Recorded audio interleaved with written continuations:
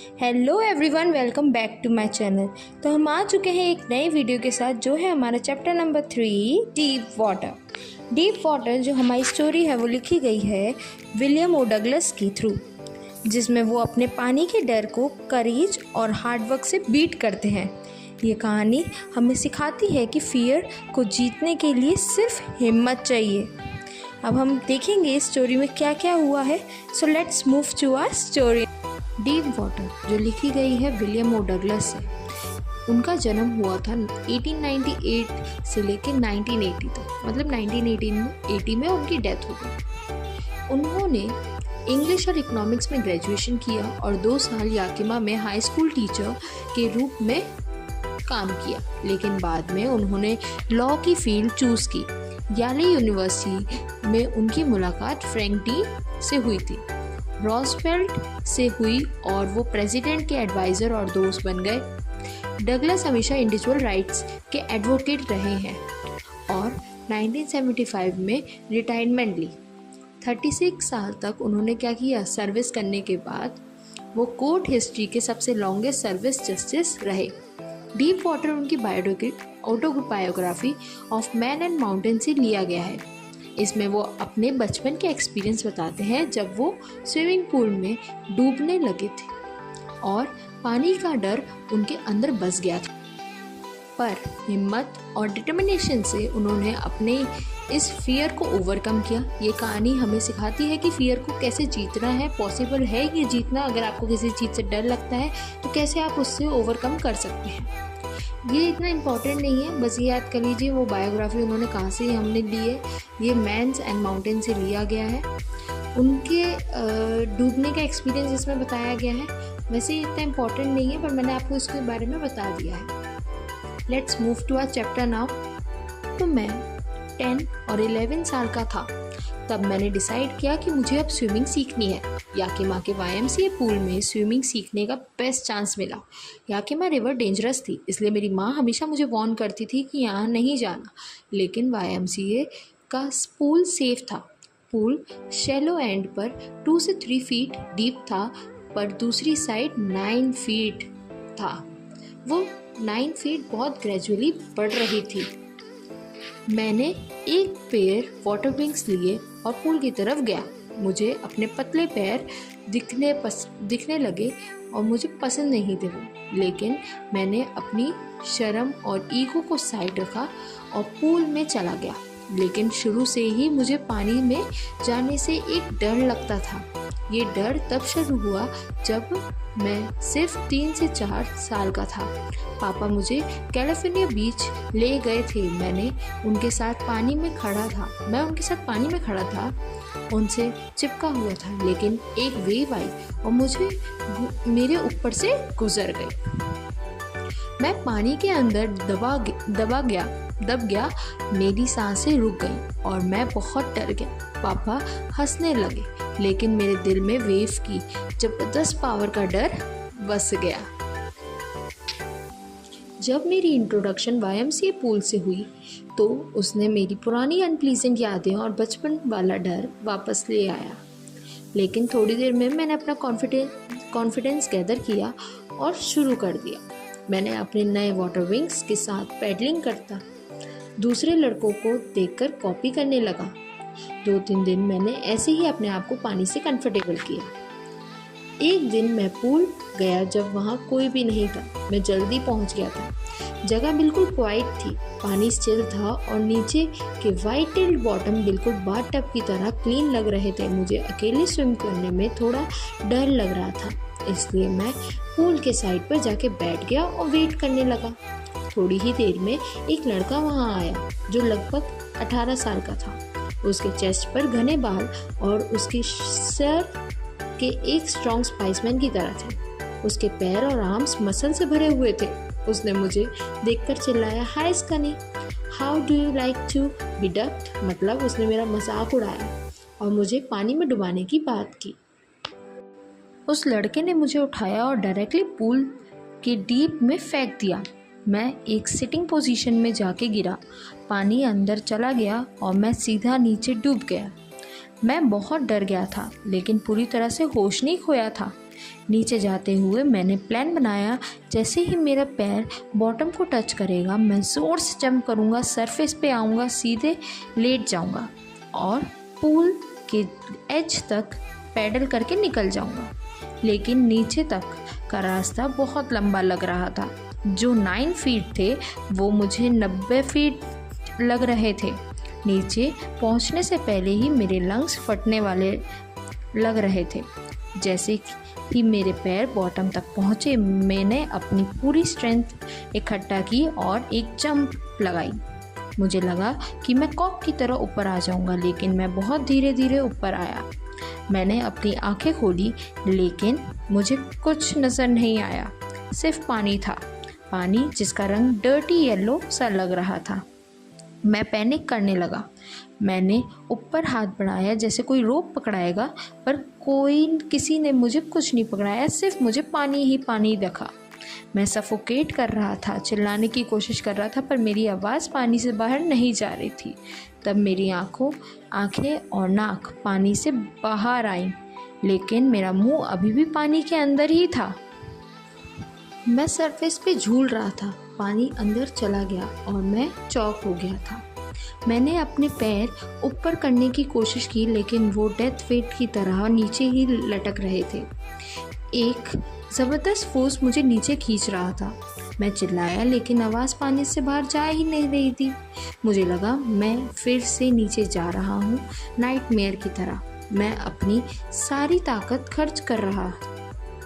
मेरी सांसें ख़त्म हो गई थी, लंग्स और सर दर्द कर रहे थे और मुझे चक्कर आ रहे थे। फिर मुझे अपनी स्ट्रेटजी याद आई कि मुझे नीचे जाकर एक ज़ोर की जंप मारनी है। सरफेस पर आकर सीधा लेट जाऊंगा और अपने आर्म से पैडल करके एंड एज तक पहुंच जाऊंगा। लेकिन मैं बस नीचे ही गिरता गया। एंडलेस। आंखें खोली तो सिर्फ पानी ही पानी था, येलो चमकता हुआ पानी। इतना डार्क था कि मुझे कुछ दिखाई भी नहीं दे रहा था। अचानक एक एक्सट्रीम टेरर ने मुझे पकड़ लिया। ऐसा डर जिसका कोई समझ नहीं सकता, जो सिर्फ जिसने झेला हो जिसने एक्सपीरियंस किया हो वो ही समझ सकता है। मैं पानी के अंदर पैरालाइज जैसा महसूस कर रहा था, बिल्कुल स्टिफ और फियर से जम गया। मेरे थ्रॉट से चिल्लाने की कोशिश करने में मेरा थॉट भी फ्रीज हो गया था। सिर्फ मेरे दिल और धड़कन की आवाज़ मुझे ये बता रही थी कि अभी मैं ज़िंदा हूँ। फिर इस टेरर को बीच एक छोटा सा रीज़न आया। मुझे याद आया कि नीचे पहुंचकर मुझे जंप करना है। जब मेरे टोस ने टाइल्स को टच किया तो मुझे एक फुल फोर्स के साथ जंप करना था, लेकिन जंप का कोई असर नहीं हुआ। पानी अब भी मेरे चारों तरफ था। मैं रोप या लैडर या वाटर विंग्स ढूंढ रहा था, लेकिन सिर्फ पानी ही पानी मेरे आसपास था। येलो पानी ने मुझे फिर पकड़ लिया। टेरर और ज़्यादा बढ़ गया, जैसे मेरे शरीर में एक इलेक्ट्रिसिटी गुजर रही हो। मैं शेक और ट्रिबल कर रहा था। मुझे ना तो कोई हाथ मिला ना कोई रोप मिली। मैं हेल्प के लिए चिल्लाया, माँ को बुलाना चाहता था, लेकिन कुछ नहीं हुआ। और फिर अचानक से एक रोशनी दिखाई देने लगी। मैं उस गंदे येलो पानी से बाहर आने लगा। कम से कम मेरी आंखें बाहर थी, नाक भी लगभग बाहर थी। फिर मैं तीसरी बार नीचे की तरफ गया। मैं हवा खींचने की कोशिश करने लगा, पर मेरी नाक अंदर चली गई। पानी के अंदर जो येलोइश रोशनी थी वो धीरे धीरे ख़त्म हो गई। फिर मेरी सारी ताकत ख़त्म हो गई। मैं रिलैक्स करने लगा। मेरा शरीर बिल्कुल बेजान लगने लगा। पैर भी ढीले हो गए और मेरा दिमाग बिल्कुल खाली होने लगा, जैसे कि सब कुछ ख़त्म हो गया हो। डर ख़त्म हो गया, पैनिक ख़त्म हो गया। अब सब कुछ शांत और पीसफुल लगने लगा था। मुझे लगा जैसे मैं नींद में जा रहा हूँ। कोई डर नहीं, कोई जंप करने की टेंशन नहीं। मुझे ऐसा महसूस हो रहा था जैसे कोई मुझे बड़े प्यार से उठाकर ले जा रहा हो, जैसे स्पेस में फ्लोट करते हैं वैसे। जैसे मेरी माँ ने नरम हाथों से मेरे ऊपर घुमा रही हूँ। मुझे लगा अब मुझे बस सो जाना चाहिए। धीरे धीरे मैं बेहोश हो गया। और मेरी ज़िंदगी पर पर्दा गिर गया।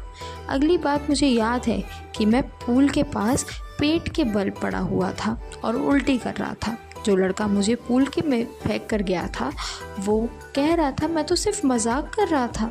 कोई और बोला लड़का लगभग मर ही गया था। अब ठीक है, चलो इसे लॉकर रूम में ले चलते हैं।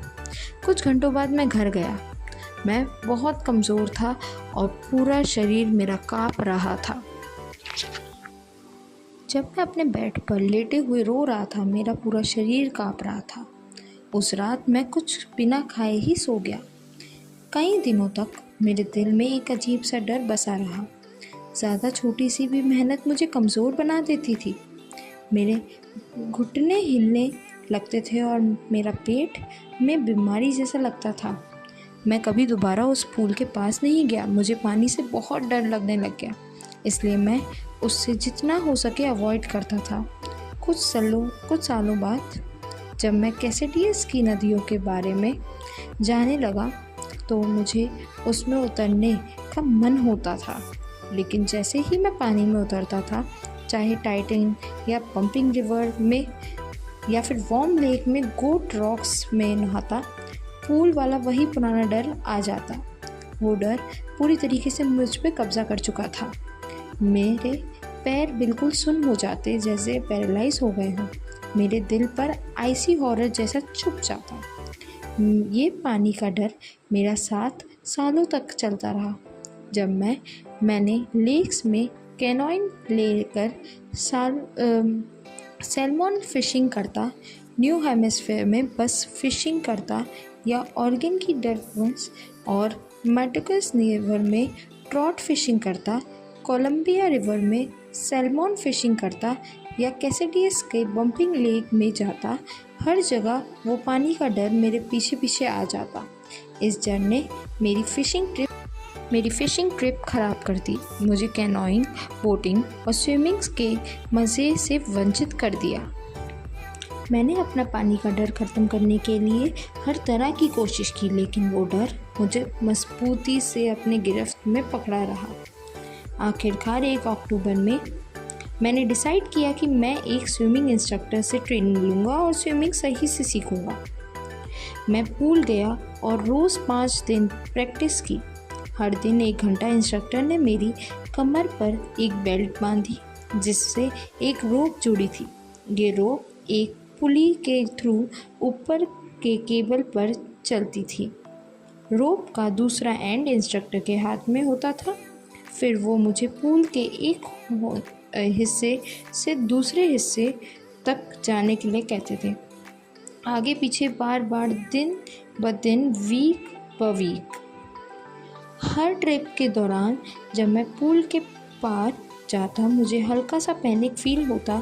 जब भी इंस्ट्रक्टर अपनी ग्रिप लूज़ करते और पानी में मुझे थोड़ा सा ढीला छोड़ते तो मेरा डर जो था वो वापस आ जाता था।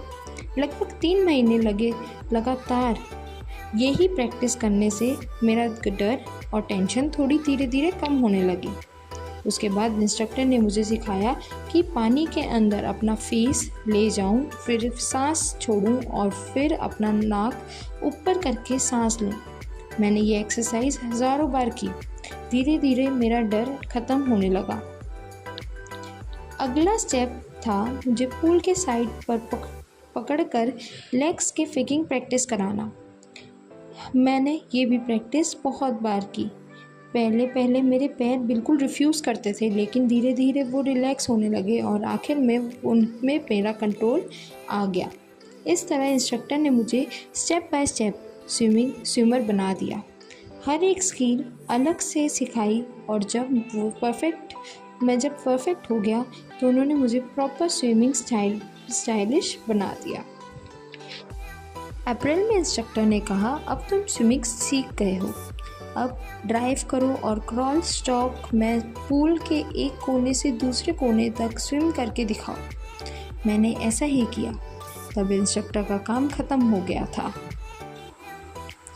लेकिन मैं अभी खुद को पूरा महसूस सेफ नहीं कर रहा था। मुझे डाउट था कि अगर मैं पूल में अकेला रहूं तो वो डर वापस ना आ जाए, इसलिए मैंने ट्राई किया। मैं पूल के एक कोने से दूसरे कोने तक स्विम करके गया और वापस आया। थोड़ा पुराना डर वापस आता, लेकिन अब मैंने डर को इग्नोर करके उसके ऊपर काबू करना सीख लिया था। मुझे डराओगे? चलो ये देखो। फिर मैं दोबारा पूल के लेंथ के लिए स्विम कर लेता। ये प्रोसेस जुलाई तक चलता रहा। फिर भी मैं सेटिस्फाइड नहीं था। मुझे यकीन नहीं था कि मेरा पुराना डर पूरा चला गया है। इसलिए मैं न्यू हेमिस्फीयर के लेक वेंटवर्थ गया। वहाँ मैंने ट्रिग आइलैंड के ड्रॉक के ड्राइव लगाया और 2 माइल्स स्विम करके स्टैम्प एक आइलैंड तक गया। मैंने क्रॉल स्टॉक, बी स्टॉक, साइड स्टॉक और बैक स्टॉक सब स्टॉक किए। सिर्फ एक ही बार डर वापस आया, जब मैं लेक के बीच में था और मैंने अपना फेस पानी के अंदर डाला। मुझे सिर्फ बॉटमलेस वाटर ही दिखाई दिया। तब वो पुराना सेंसेशन छोटी सी फॉर्म में वापस आया, लेकिन इस बार मैंने हंसते हुए कहा, अच्छा मिस्टर टेरर, अब तो क्या कर लोगे मेरा? डर तुरंत भाग गया और मैं आगे स्विम करता रहा। फिर भी मेरे अंदर थोड़ा सा डाउट बचा हुआ था। पहली ही अपॉर्चुनिटी मिलते ही मैं वेस्ट की तरफ गया। मैं टाइटन के रास्ते कॉनार्ड मेडो तक पहुंचा, फिर कॉनार्ड क्रीक ट्रेल से मिराड ग्लेशियर तक चढ़ा और एक हाई मेडो में वार्म लेक के पास क्रैम्प किया। अगली सुबह मैंने कपड़े उतारे, सीधा लेक में ड्राइव लगाया और डॉग कॉर्पेन की तरह एक किनारे से दूसरे किनारे तक स्विम करके वापस आ गया। उस वक्त मैंने खुशी से ज़ोर से चिल्लाया और गिलबर्ट पीक ने मेरी आवाज़ को एको वापस दिया। अब मैं जीत गया था। मैंने पानी का डर हमेशा के लिए कॉन्कर कर दिया। ये एक्सपीरियंस मेरे लिए बहुत गहरा था। सिर्फ वही लोग इस फीलिंग को समझ सकते हैं जो कभी एक्सट्रीम टेरर का सामना करके उसे जीते हों। डेथ में शांति होती है, लेकिन डेथ के फियर में ही असल टेरर होता है। जैसे रॉसवेल्ट ने कहा था, all we have to fear is fear itself. क्योंकि मैंने खुद डेथ जैसी फीलिंग और उसके साथ आने वाला एक्सट्रीम फियर दोनों एक्सपीरियंस किया है। इस वजह से मेरे जीने की इच्छा और भी स्ट्रॉन्ग हो गई है। आखिर मैंने महसूस किया कि मैं फ्री हो गया हूँ। अब मैं ट्रेल्स पर वॉक कर सकता हूँ, पीक क्लाइंब कर सकता हूँ और किसी भी फियर को साइड में रख सकता हूँ। With this we end this story. And ये स्टोरी हमें टीच करती है विलियम ओ डगलस के थ्रू। उन्होंने हमारे को अपनी ऑटोग्राफी में ये बताया है कि कोई भी फियर से हम जीत सकते हैं। उनकी कहानी हमें ये सिखाती है कि जीत डर को हराने में है, क्योंकि ज़िंदगी के हर सफ़र में फियर सिर्फ इल्यूजन है। So thank you for watching. और अगर आपको ये वीडियो अच्छी लगी है तो इसको लाइक कीजिए, सब्सक्राइब कीजिए, शेयर कीजिए, कमेंट करिए and please press the bell icon below. और अगर आपको समझ आएगा तब भी आपको करना है। Okay, thank you.